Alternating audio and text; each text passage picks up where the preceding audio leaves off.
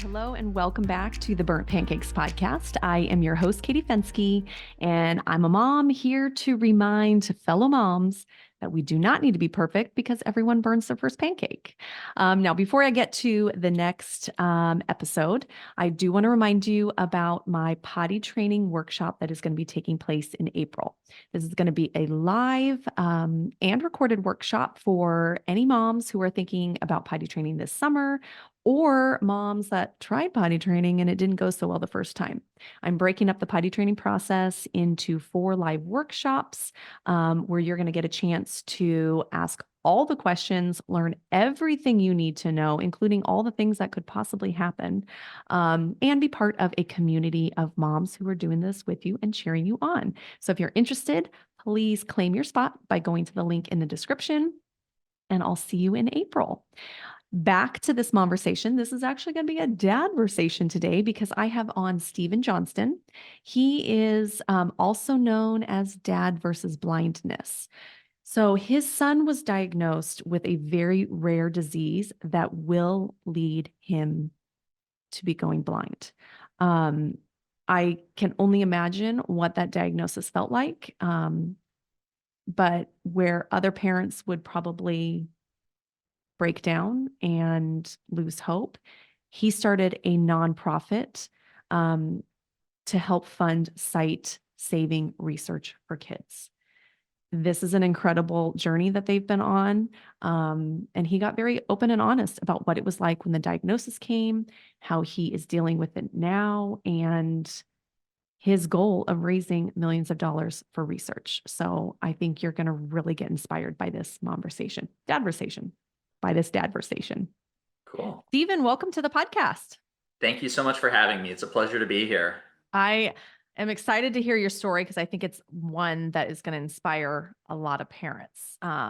Something that we probably all don't want to ever have to imagine going through, and you've gone through it. So can you walk us through what it was like when your son got his diagnosis? What was his diagnosis and what was that like? Yeah, sure. So my son, he is now 10 years old.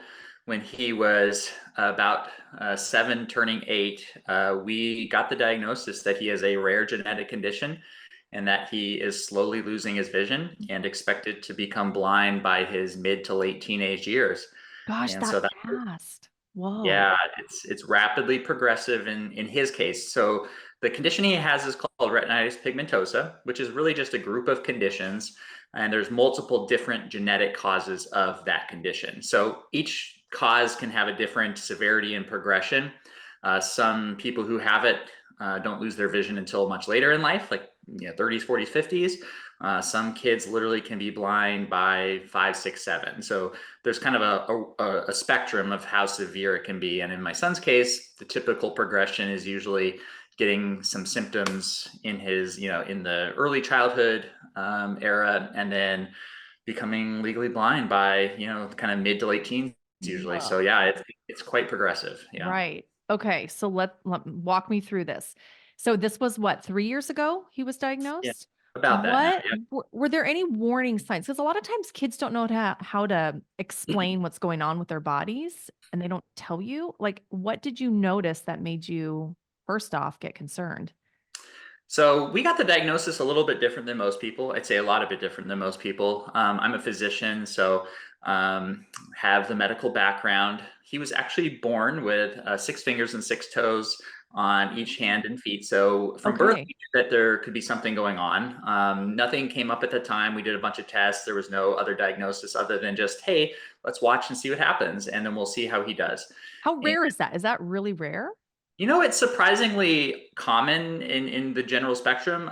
It can be very benign, and some people just have extra digits. I think there's even a few Okay. celebrities who've had extra digits. Is And it like, I'm like kind of fascinated now. Is yeah, it off his pinky or what off his pinky?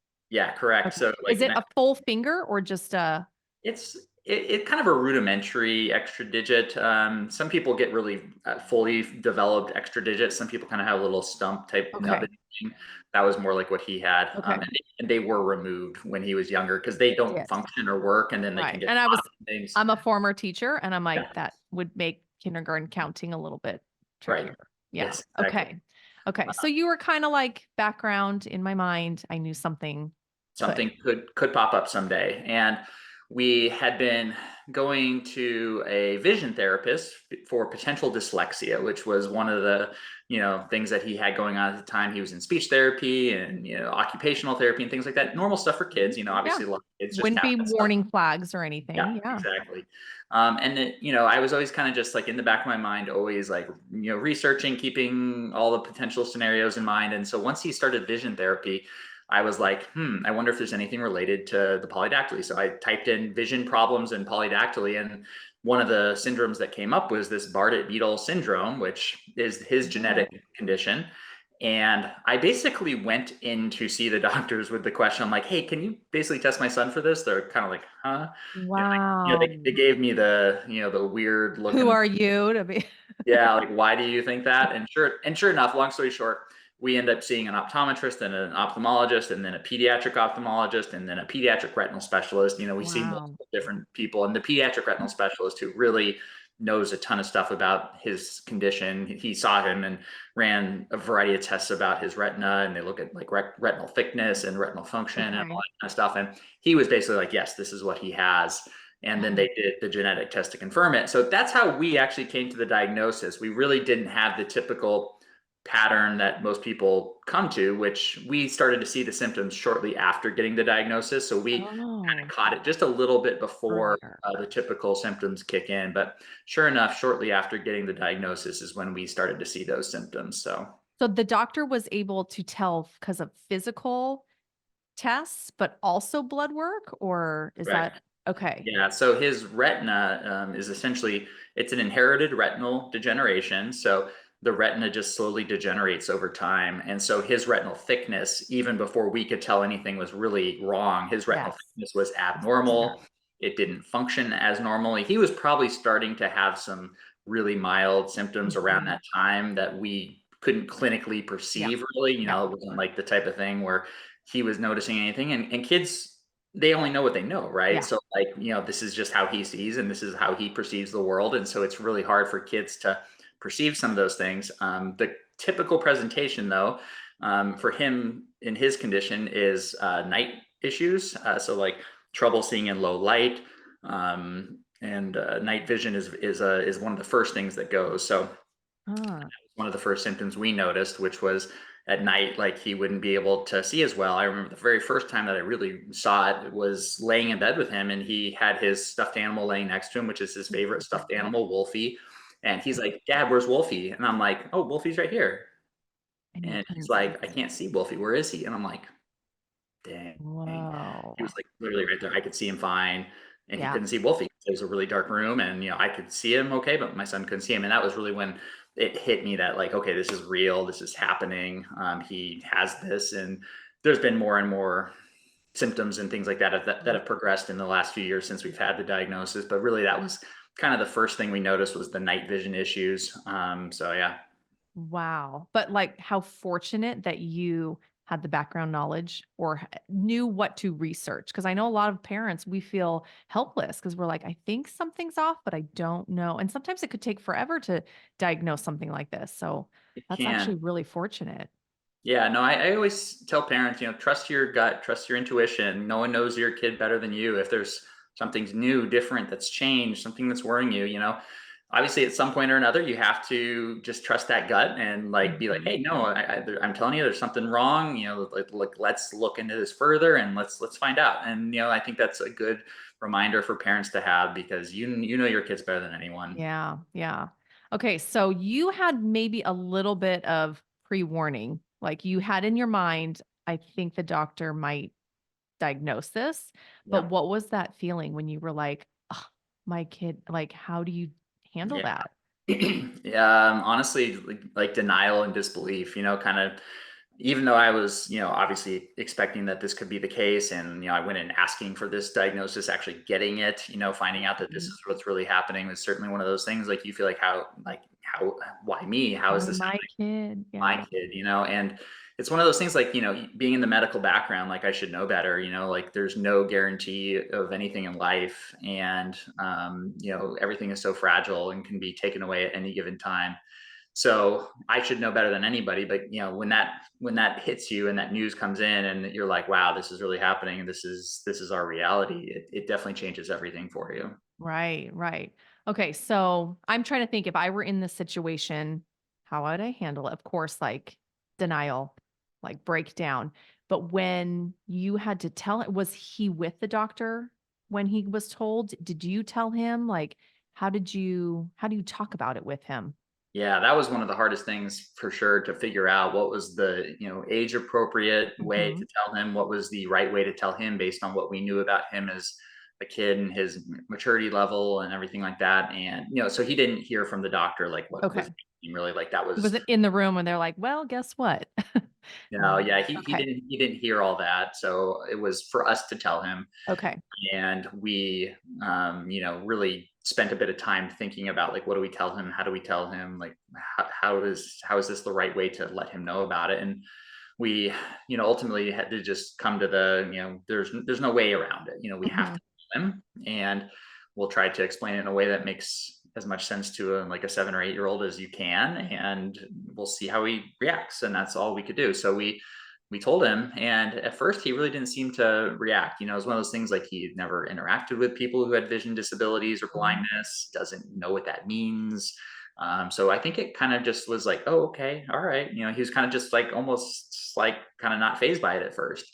And it wasn't really until time starts going by and, I think processing it and thinking about it, letting it set in, hearing us talk about it some more and things like that, it just finally caught up to him. And then he started to have those more emotional reactions to it where you could tell it was emotionally affecting him and that he, Yeah. he would break down crying with it, things like that. But in general, he's handled it very maturely and very well. I mean, like I don't know how I would have handled it at that age. I feel like I would have lost it, It's right? over. I'm done. Yeah. Yeah, exactly. But he's handled it so well. He's just so brave about everything and just kind of, just takes it on and doesn't seem to let it really stop him. And, he's just this kind of brave, stoic kid. So Warrior. yeah, Have you ever, as a parent and also a dad, have you ever like broken down in front of him? absolutely. Yeah, no, there's been moments where it's happened. And I, there's part of you that wants to hide that, right, and not let them see Mhm. that. But then there's the other part of you that's like, no, it's okay to let them see me process emotion. Yeah. Because how can I expect them to learn how to process emotion if they have never seen me process emotion? Because I Mhm. mean, invariably in It's life, okay. everybody's going to have tough things that they need to learn how to process and get through. And as a parent, part of my role is to teach kids how to do that, right? Like, you have to like let them develop those skills. And so one of the ways that happens is, letting them see you process your emotions. Mhm. So obviously I tried to, keep things under control and not be like this constant bawling right in front of it. Like I would excuse myself from the room sometimes if I was having a hard moment and like let myself break down. But Uh-huh. I didn't completely shelter them from it. I let them see it and I would talk to them about it and let them know what I'm feeling and why I'm feeling it Mhm. and how I'm going to get through it and all those kind of things. But, invariably, like, yeah, they see it. And that's part of the experience, I Mhm. guess, for handling Process. something hard in life. So, So I know you have your son. Do you have any other kids? yeah. So I, a daughter as well. Okay. She is 7 now. So she is a little bit younger than him. And she's actually very aware of what's going on. So she's extremely empathetic, extremely, Mm. um, you know, has that deep concern for him, and she loves him more than anything. She just thinks he's like Oh. she just thinks he's the best, and he's I don't know. So she just worries about him so much, which is really special to see that he has that person in his corner who will kind of always Mhm. be there for him. And yeah, but it's been hard for her to process it because like she's Yeah. very aware of what's going on. It's like a clock ticking, like it's coming, it's coming. Are there any interventions or treatment that they are working on with him? Or is there anything you're doing? Because you said it could be the mid-teens where he's Mhm. completely blind. Are there things that you are teaching him now to prepare for that? So, in terms of preparing him, so we did start some vision loss therapy services where, like, they kind of start teaching him how to handle mobility and safety and generally navigating situations. They try to prep them to have Okay. skills How before they cool lose that vision. that exists. Like, I was Um, just telling my husband today, there are some jobs out there that you're like, I am so glad you are on this planet. Like, that's yeah, amazing. Yeah, and they are. They're really skilled and amazing, and they just really are something. So it's really great that those professions exist to help kids like this in this Mhm. situation. In terms of the second part of your question, which was any therapies or interventions or anything like that, that's kind of what our nonprofit's You all do. about. Yeah, so Mhm. we're supporting research and a cure. So that's what kind of came of all this when we got the diagnosis. Is we founded our nonprofit. So Right. Okay, let's hear about that because I bet, 5 years ago, if someone said, "Hey, you're going to start a nonprofit," you're like, "No way. I'm not. I've got plenty of things on my plate." Tell mm, us what got you to start this and how that's going. yeah. So when we got the diagnosis, talked about denial and disbelief and all that kind of stuff, and it really was a very much grieving process of the denial, Mhm. disbelief, pain, anger, all those Yeah. things, and You're eventually this all dad picturing him playing sports one day and you're like, "Oh, that might not be our future." Mhm. Absolutely, absolutely. And eventually that turned to action. So like needing to do something about it. Like what can we do about this? Because when we got the diagnosis, the what we were told was essentially there's nothing you can do about it.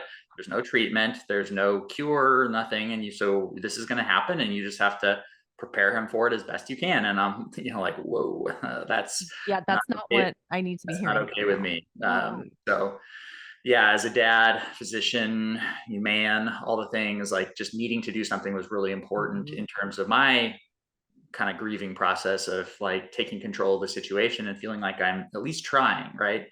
And so we founded the nonprofit with that mission of like, let's, at least support awareness and work towards finding a cure. And luckily, quickly in that process of putting ourselves out there, of looking for that, we did find somebody in the UK actually working on a treatment for this. So we got Oh, very, we got whoa. very lucky in the timing. So that was something that Is it went pretty well. rare or is this something that because you said there's like different scopes of it? Yeah, so This retinitis particular pigmentosa itself is considered a rare condition. There's several 100,000 people maybe that have it in the US, so Okay. that's a pretty big number. But each individual genetic cause, the underlying, individual specific versions of RP, then can become much more rare. So my son's version, which I mentioned, Bardet-Biedl Syndrome or Mhm. BBS, is considered an ultra rare condition. So Oh, there's an order of several thousand people that probably have it in the US. So like 3 to 5 thousand yeah. people, somewhere in that order. And so it's a very small community of people that would have this, which makes obviously treatments and research and cures and all those kind of things very challenging. And So even probably finding a doctor that's like well versed in it enough, there's probably harder to yeah, find. Is your doctor local or do you have to go see a specialist somewhere? yeah. So we're in the Phoenix Valley area, and luckily one of the physicians who's kind of one of the national experts in pediatric inherited retinal diseases Whoa. happens to be here. Yeah. So like it's like a super Perfect. subset of a subset of a subset, right? Like so Whoa. very super specialized. Dr. Benjamin Bacall, he's just this like super bright, and amazing physician. So we're lucky that he's here in Phoenix. He's one of the people that knows about this condition and all those things. But the research is unfortunately not being conducted here, or the basic science part of the Mhm. research was being conducted in the UK by somebody else who had an interest in this condition.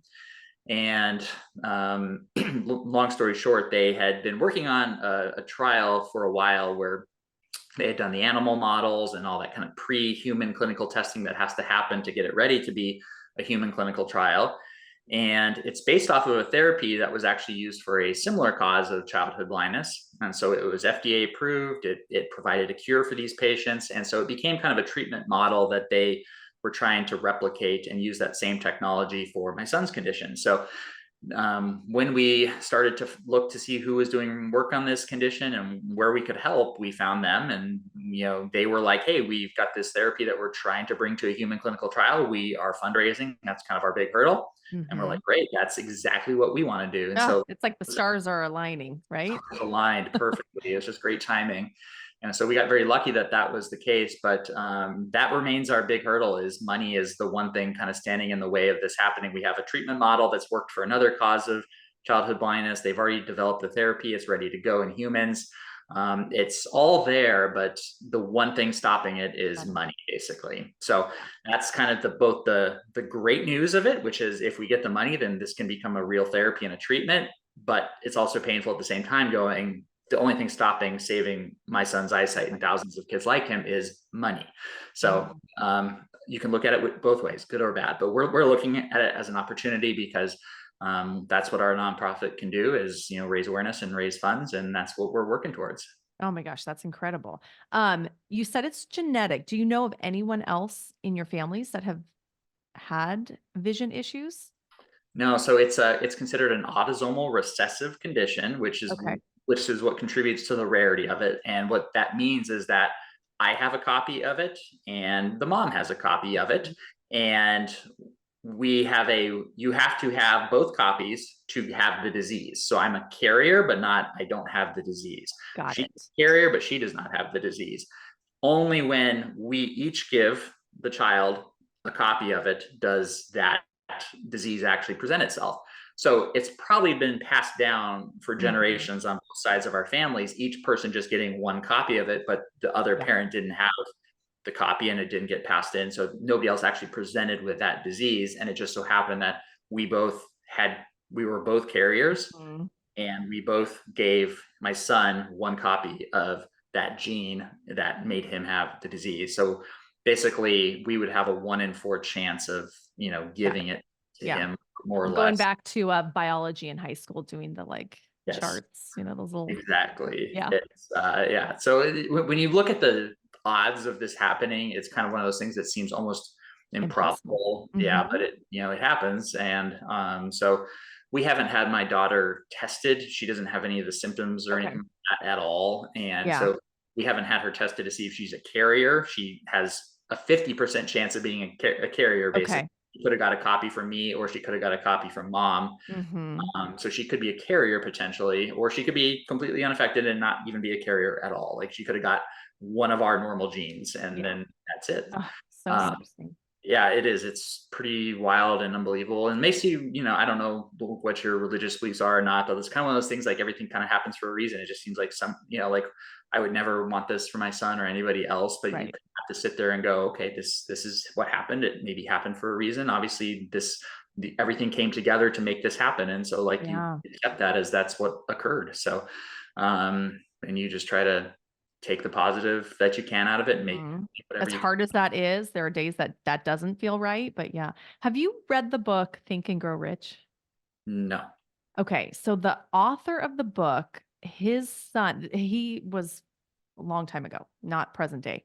His son was born without ears, without the physical ears. So the doctor said his whole life, he won't be able to hear, speak. It's not going to happen. But he, from day one, was like, I am just going to keep speaking out to him. You're going to hear. This is going to be a thing. So long story short, he did end up telling his son every day, you're going to hear. It's going to be fine.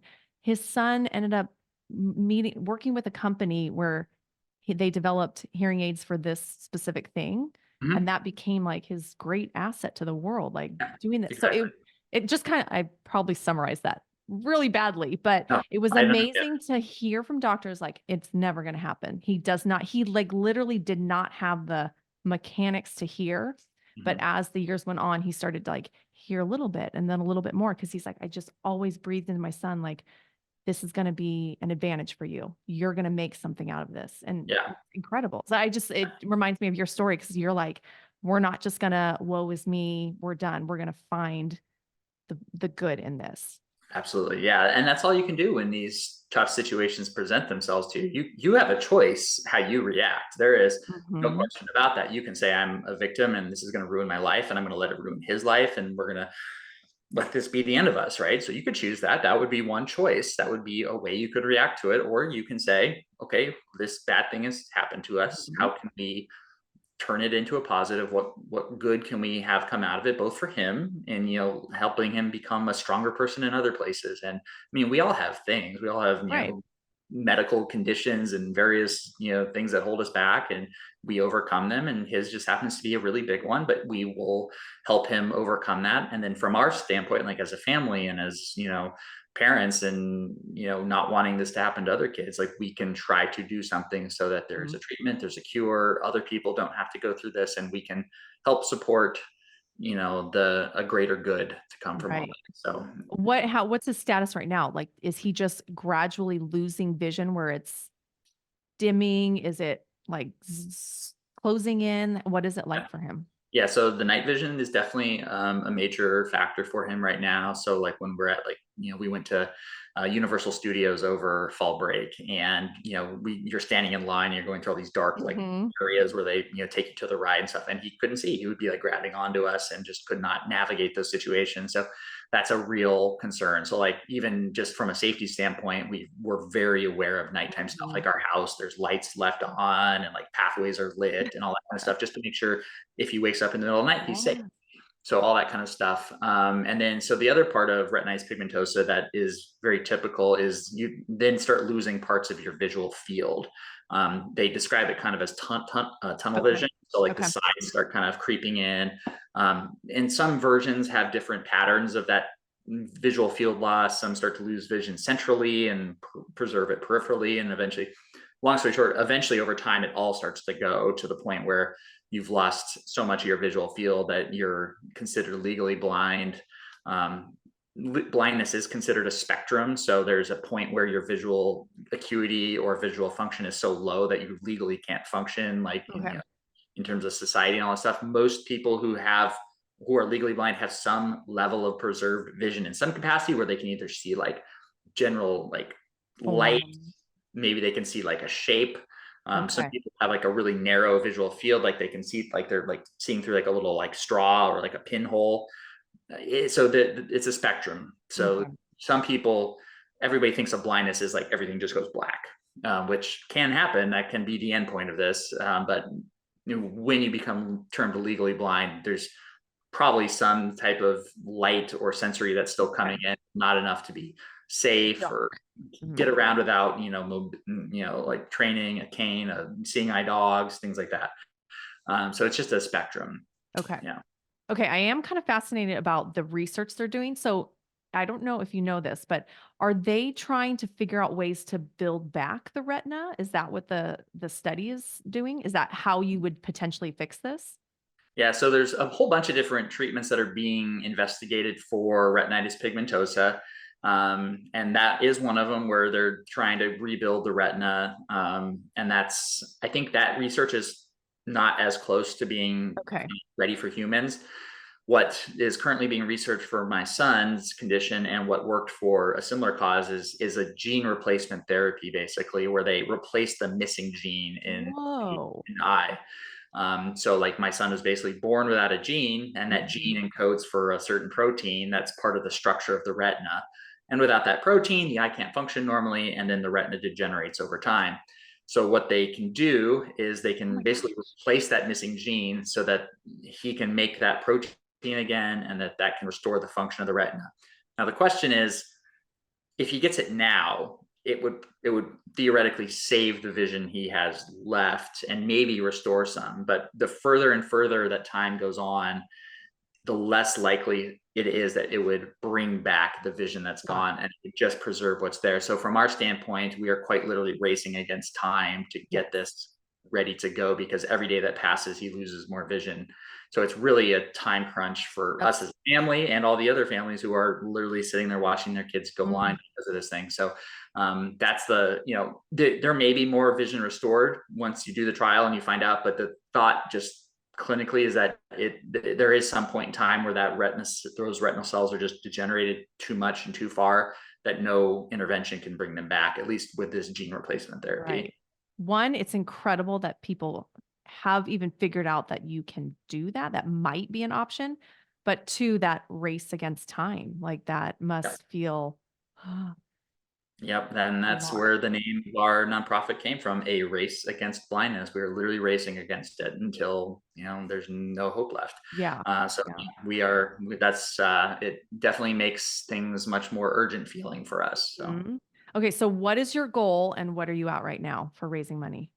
So it's a mixed goal, because we are helping the biotech company who's doing the therapy. We're trying to get them Mhm. multiple sources of fundraising, whether it's from venture capitalists or philanthropy or government grants, things like that. So Mhm. we're kind of multi-pronged approach. Okay. Um, our first goal as a nonprofit from philanthropy was to bring in 1 million.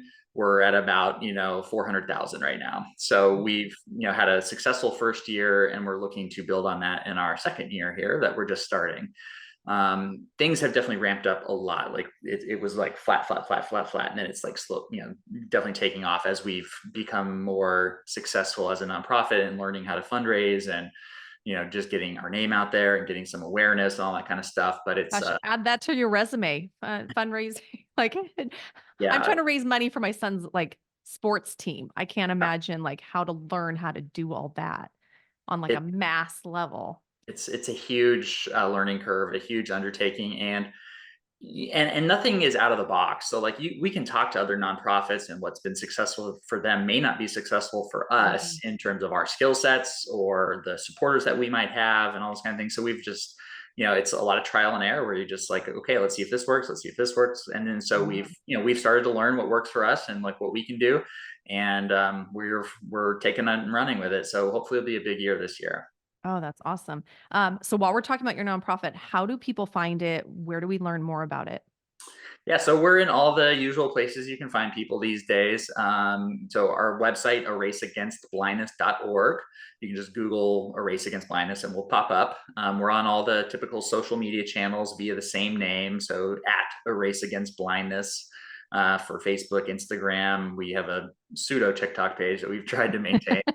It's hard. Hard keeping up with all of it. We can only do so many, but Instagram is really where we're most active. Okay. You're And the manager of that, right? You're the pro on social media? so I did not have a public social media account until a year and 2 months ago when we started this nonprofit. And I was very happy to be this private citizen who Uh-huh. Yep. consumed a little bit of social media but didn't really add anything to Don't have it. to worry about likes and shares and follows. Yep. Yeah, and then ultimately when we decided to do this, we agreed as a family that we needed to put ourselves out there as kind of a face of the condition because there really wasn't one, not for my son's specific Mhm. condition. So there needs to be that emotional piece that ties into it so people can see what this is and how it affects us and what we're doing about it. So we really had to choose to publicly be available and showing the story and putting this all out there. So yeah, I was never a public social media figure before this, and I've kind of had to just open up my world as much as Learn to I'm do it. willing and able to. There's still Yes. moments and times where you kind of disconnect, and you're like, okay, I'm not gonna share anything for a while. I need a little disconnect. Uh-huh. Just focus on some other stuff with the nonprofit. But there's a lot of sharing of experiences and what we're going Yeah. through in different moments and trying to remind people what this is like. And so that's been an important part of this. And so we each individually have our own accounts. So I have my own account, which is Dad versus Blindness, and then Luke's mom has mom versus Mhm. Blindness. So we each share different stuff personally, and then we have the nonprofit page itself, which shares all Right. the stuff about our fundraisers and what we're doing and all that kind of stuff. So Having there's all. started this, has it like brought you a community of parents going, because I think that would probably help me is knowing other parents going through the same thing. Maybe not specifically the exact diagnosis, but other parents who are in your shoes. Have you found that by starting the social media and the Yeah. foundation?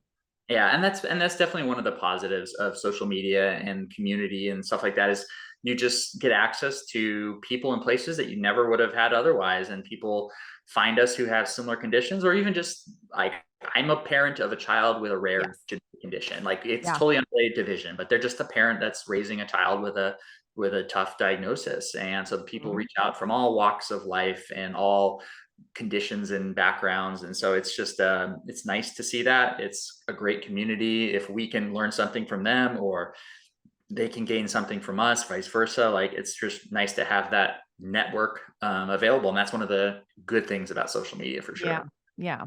Okay. So to wrap this up, could you give some words of wisdom, piece of advice for parents who might be kind of in the early stages of getting a diagnosis?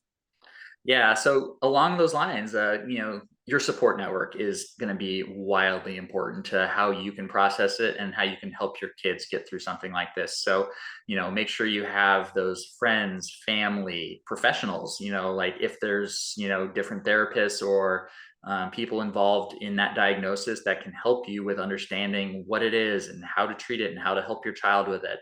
And then personal help. So a therapist, maybe someone that you can talk to organize your thoughts and how to feel about things and get it all out there and communicate and all those kind of things, because you can't help your kids if you're not helping yourself. So you need to take time to make sure that you're being as healthy as you can, so you can help your family. So I would just say, in general, ask for help, get support. Don't try to do it alone, especially the dads, the men out there. This is not a sign of weakness to ask for help. You need a team, you need support, and there is no other way around it. That's awesome. Well, I'm definitely going to make sure the show notes has all of your information so anyone looking can find it there. And I really thank you for sharing this inspiring story because it's pretty incredible. Well, thank you for giving me the opportunity to talk about it. I really, really appreciate it. It means a lot to us, certainly. Yeah. Well, best of luck. Thank you so much. Thank you to Stephen for coming on the podcast. This was very